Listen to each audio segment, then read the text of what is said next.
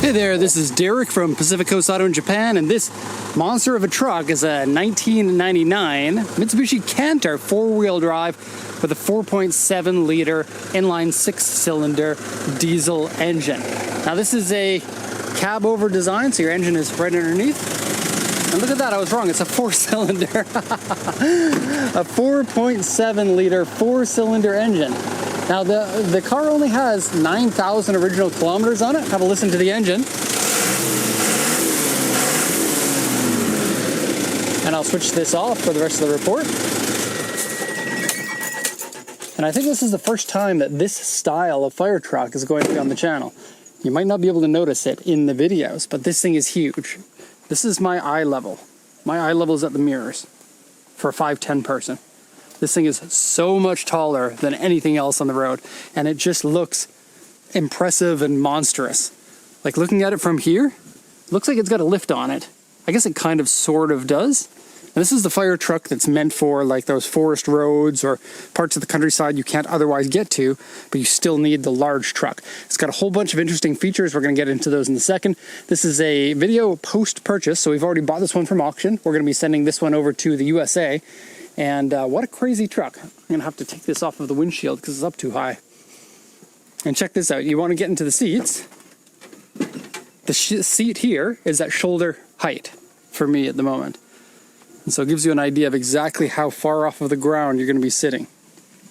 Okay, so let's go ahead and read this. It's a 99 Canter four-door fire truck. Yes, an official fire truck that was used in service since 1999. And so that's now a 25-year service, only 9,000 kilometers.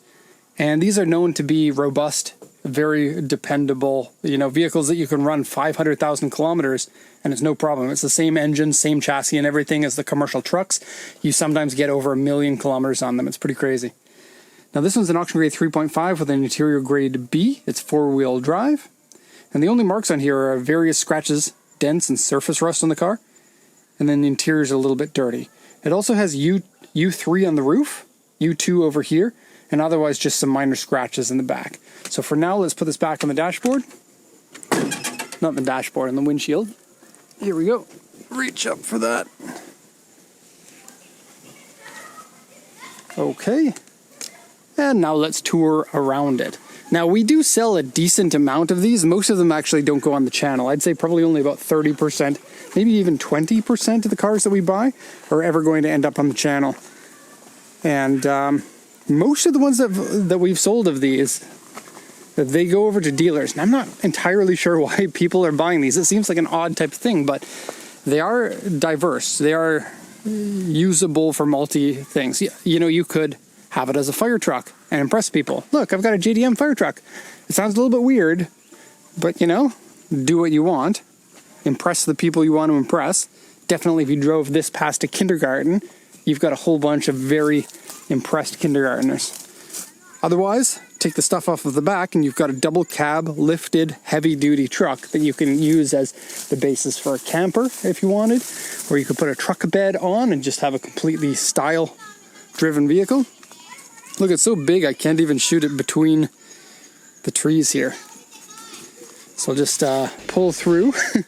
And yeah, what a monstrous looking cab there.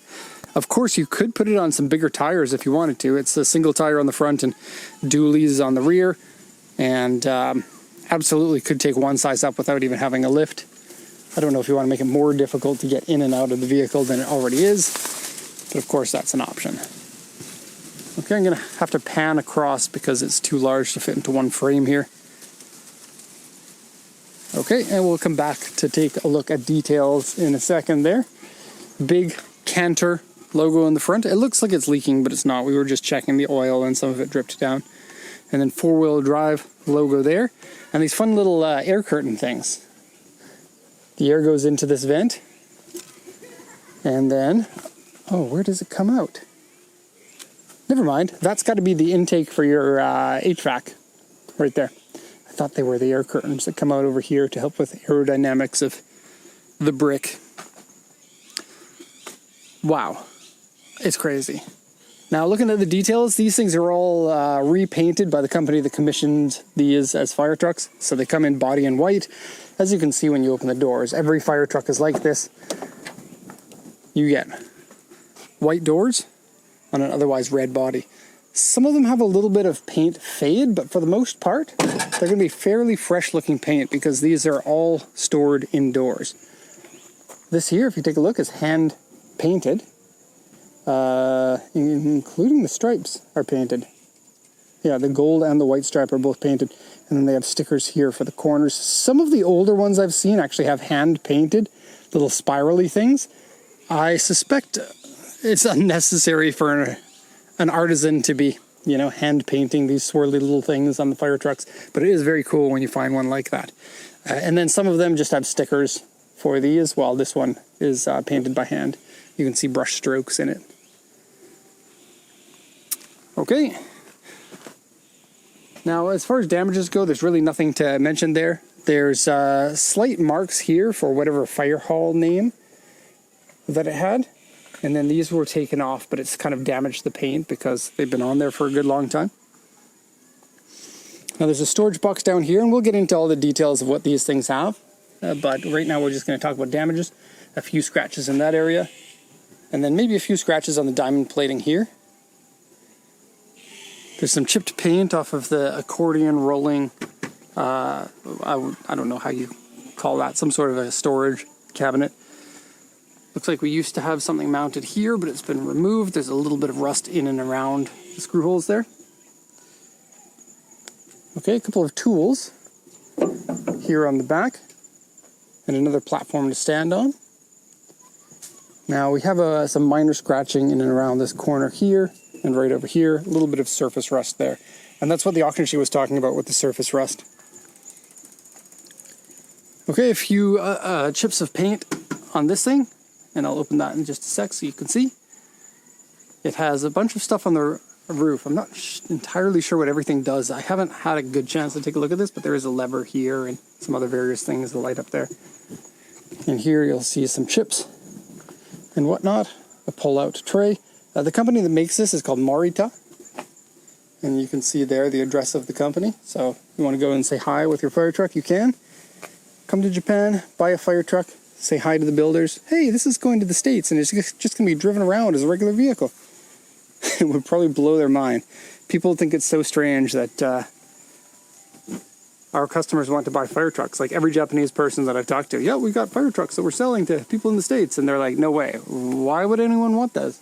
But honestly, these are very, very cool vehicles, whether in fire truck guise or otherwise. Okay, so now that we've finished the damages on the body, we'll go to the interior pretty soon. I just want to get a good look at some of the things here. So nice big blistered over fender, in case you wanted to run bigger tires, you can. Here we've got an external power hookup. This is the oil pan heater, it says. So you can set up, you can do a conversion from that to a regular thing, and you can have an oil pan heater. If you're in the States, you probably aren't going to need one. This is the plaque, like the sort of like the chassis plate for the fire truck. Diesel fuel tank on this side, I believe just one. Now, what does all of this do? So this is a pump truck, and inside has a PTO, which takes your power from the engine, and instead of going to the wheels, now goes to a pump. So you put a hose into here and a hose into here, and one of them is your intake and one of them is your exhaust. Actually, no, I think these ones are the ins and these ones are the outs. Put your hose in, and it doesn't come with a hose. Usually there would be one on here, like tied around. And then you could just put one hose into a lake or a pond or something, or connected to the fire hydrant, which aren't pressurized here in Japan, and that's why they need these pump trucks. And then the other one to fight your fires. Still has some nozzles and some cool stuff like that. And I honestly don't know everything that's going to be going on here. This one here, I can't read anything except for the last one that says water. And these you actually should be able to pull. Maybe not. This one can. You gotta be strong, and that's why the firefighters are always muscular and cool looking. You can, this is the pump on and off switch. And not like you're actually going to be using any of these. You can, I think, raise the RPM with this one. And then you have some pressure dials. And then you have I don't know, a place for a phone, maybe. That's fairly random, but I guess it would have had some sort of a use. Now, these are all protected with an aluminum plate on top, so you can stand on them, which makes it nice. And places to hold on to up here, so one can just, comfortably stand up here for whatever reason that you want. And if you want to get up in another way, you've got these little ladder foot braces. You flip these down, and then those could be stood on to get up to the top. So if you are going to be going camping in this, you need to put some stuff on the roof. Plenty of ways to get up there, either there, from the back, or from here. These guys, there's one on either side, and there's a pass-through. So plenty of storage can go inside there. And it looks like these things have hinges on them, so they potentially could, yes, flip down to make it easier to put things in and out. Very cool. I could only imagine how much it costs to commission one of these. I can't do this one-handed, or maybe I can. Yes. Only because of skill and determination. But I suspect a fire truck like this to commission would have been somewhere in the range of $200,000 or so. Because everything is bespoke in this, and a company needs to engineer that, and they're not going to be selling too many of these fire trucks. And so they have to spread all of that cost out throughout all of the, 1,200 trucks that they sell in the lifetime of the model. I'm not sure. Now this here is a little bit weird. It's a basket. There's nothing inside the basket.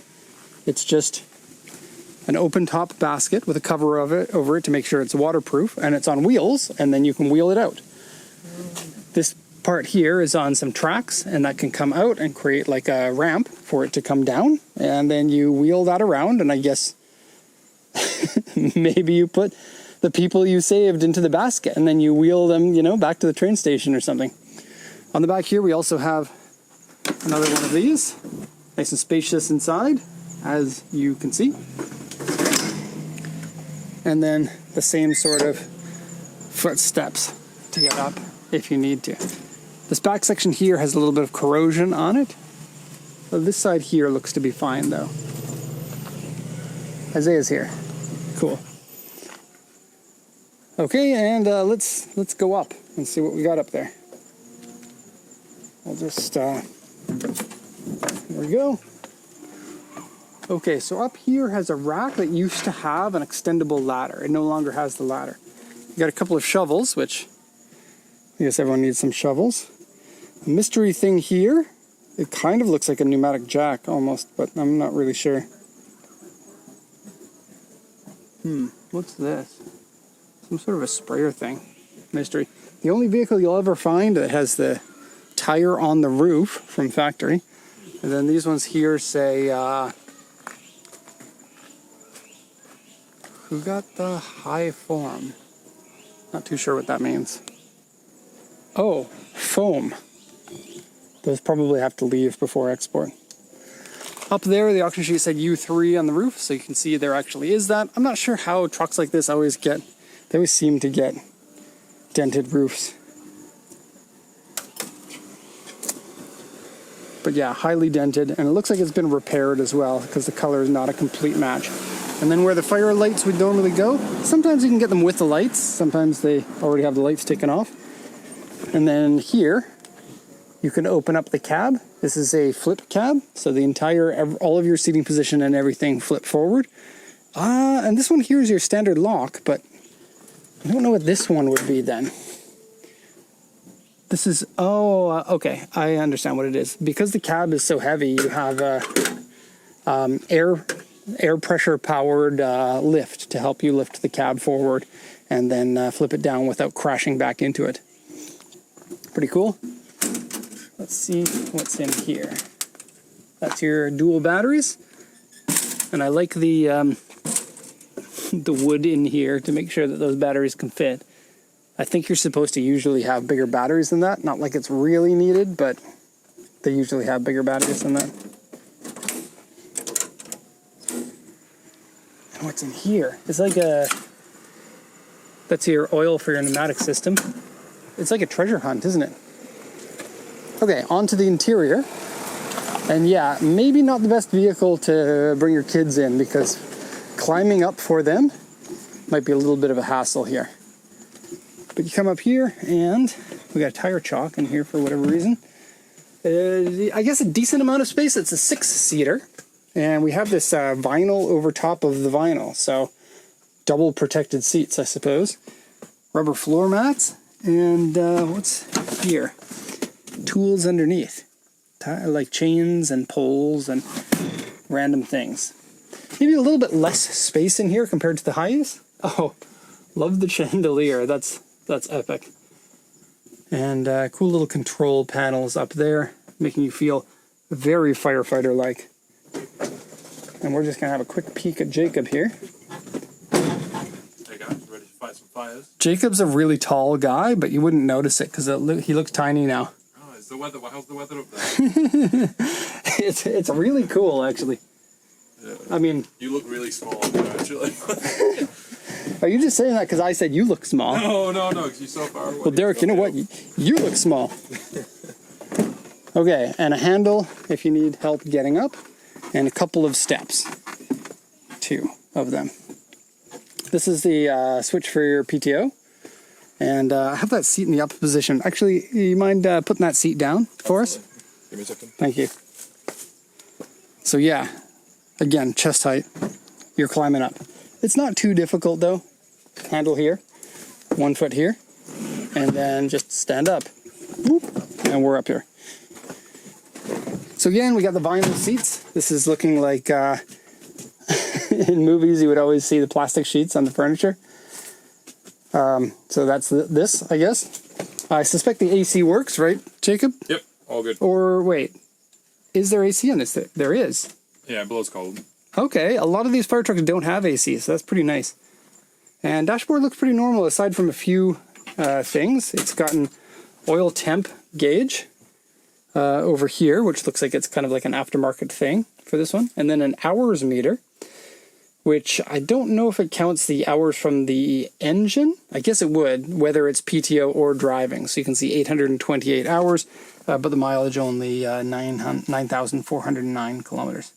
A couple of weird things I've never seen before. I've never seen a check oil light or a check oil switch. You can hear the relay. I'm not sure exactly how that works. And then a high-low grade, it looks like, but it doesn't seem to change your gearing of the car. So maybe this is a hill descent or something like that. Not entirely sure. Fog lights on and off, and not much else. Your intercom would have gone here previously, and there would have been a control unit there. There are holes in the dashboard in various places, as is always the case in these fire trucks. Up here, you get a tape deck. These are controls for the siren and the lighting system, which no longer is installed, and a fuse box for the specialty equipment for the firefighters. Okay. I think manual transmission. Cool. And yeah, 4-cylinder, 4.7 liters. There's nothing but tractors that do that because they need that torque. Okay, so that's going to be all for this one. Hope you enjoyed the walk around. It's probably going to be a while before we shoot another one of these just because, you know, they're not always going to individual customers that let the videos on YouTube. But that's going to be all for this one. Hope you enjoyed it. Thank you so much for watching and have a nice day.